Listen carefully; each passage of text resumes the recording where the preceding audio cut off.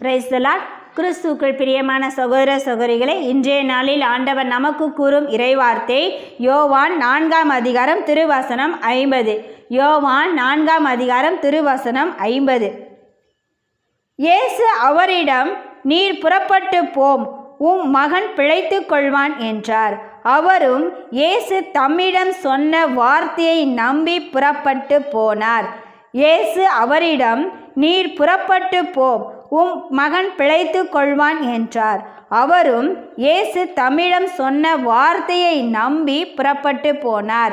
ஆமென். கிறிஸ்துவுக்குள் பிரியமான சகோதர சகோதரிகளே, இதே வசனம், இதே வார்த்தை ஆண்டவர் மத்தேயுவிலே இதே மாதிரியான இடம் இருக்கின்றது. அங்கே பாருங்கள், நூற்றுவர் தலைவன் இயேசுவினிடத்தில் வந்து, என்னுடைய மகனை நீர் உயிர் பெற செய்து தாரும், என்னுடைய மகன் பிழைத்துக் கொள்வான் அப்படின்னு இயேசுவை கூப்பிடுவதற்காக வந்திருப்பார். அப்பொழுது இயேசப்பா என்ன செய்வார்? நீ போ, நான் வாரேன் அப்படின்னு சொல்வார். ஆனால் அவர் என்ன சொல்வார்? நீர் ஒரு வார்த்தை மட்டும் சொன்னாலே என் மகன் பிழைத்துக் கொள்வான். அப்படிங்கும்போது இயேசப்பா என்ன செய்வார்? உன்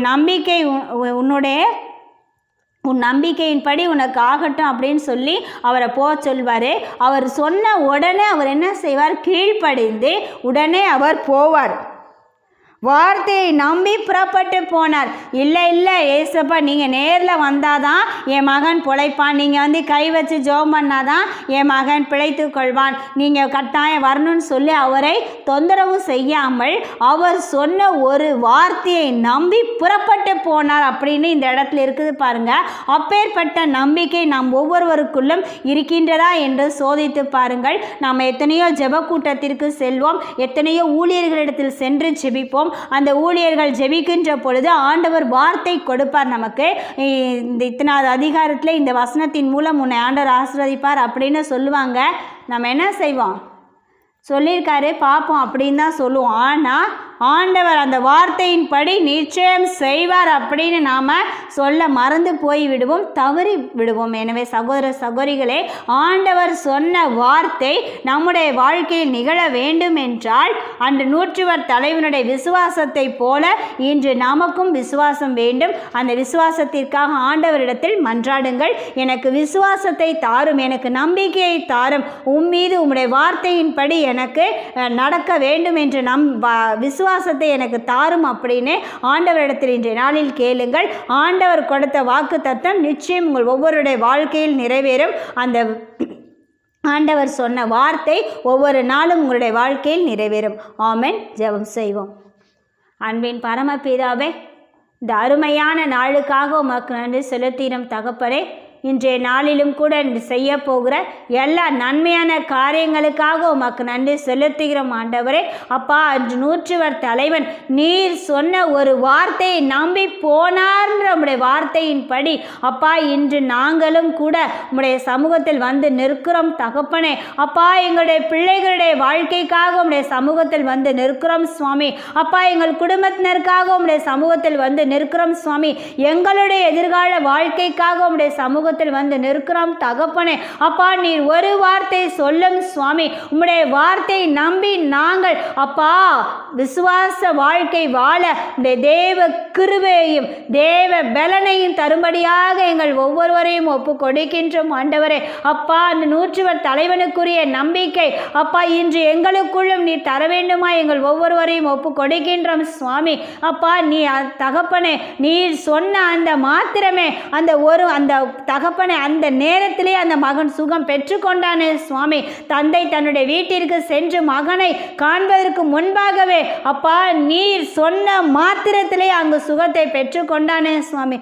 அதே போல தகப்பனே அப்பா இன்று நாங்களும் அப்பா வடிக்கின்ற கண்ணீருக்கு நீர் பதில் கொடுத்து அப்பா நீர்தாமே சுவாமி அப்பா எங்கள் கண்ணீரை துடைத்து அப்பா நீர் தகப்பனே நீர் ஒரு வார்த்தை சொல்லும் சுவாமி.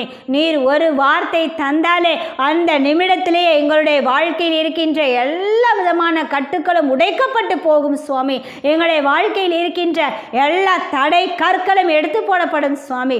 அப்படியாக தகப்பனே எங்கள் ஒவ்வொருடைய வாழ்க்கையிலும் நீர் நிறைவான ஆசீர்வாதத்தை கொடுத்து ஆசீர்வதித்து வழிநடத்தும்படியாக மீட்பரும் இரட்சகருமான இயேசுவின் இன்ப நாமத்தினால் ஒப்பு கொடுத்து செபிக்கிறோம் எங்கள் ஜீவன் உள்ள நல்ல பிதாவே. ஆமென். விண்ணுலகில் இருக்கிற எங்கள் தந்தையே, உமது பெயர் தூயது என போற்ற பெறுக. உமது ஆட்சி வருக. உமது திருவுளம் இன்னுலகில் நிறைவேறுவது போல மண்ணுலகிலும் நிறைவேறுக. எங்கள் அன்றாட உணவை இன்று எங்களுக்கு தாரும்.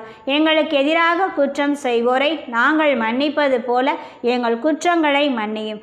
எங்களை சோதனைக்கு உட்படுத்தாதையும் தீமையிலிருந்து எங்களை விடுவித்தருளும். ஆமென். அருள்மிக பெற்ற மரியே வாழ்க. ஆண்டவர் உம்முடனே, பெண்களுக்குள் ஆசீர் பெற்றவள் நீரே. உம்முடைய திருவயிற்றின் கனியாகிய இயேசுவும் ஆசீர் பெற்றவரே. தூய மரியே, இறைவனின் தாயே, பாவிகளாய் இருக்கிற எங்களுக்காக இப்பொழுதும் எங்கள் இறப்பின் வேளையிலும் வேண்டிக் கொள்ளும். ஆமென். தந்தைக்கும் மகனுக்கும் தூய ஆவியாருக்கும் ஆட்சிமை உண்டாவதாக. தொடக்கத்தில் இருந்தது போல இப்பொழுதும் எப்பொழுதும் என்றென்றும் இருப்பதாக. ஆமென்.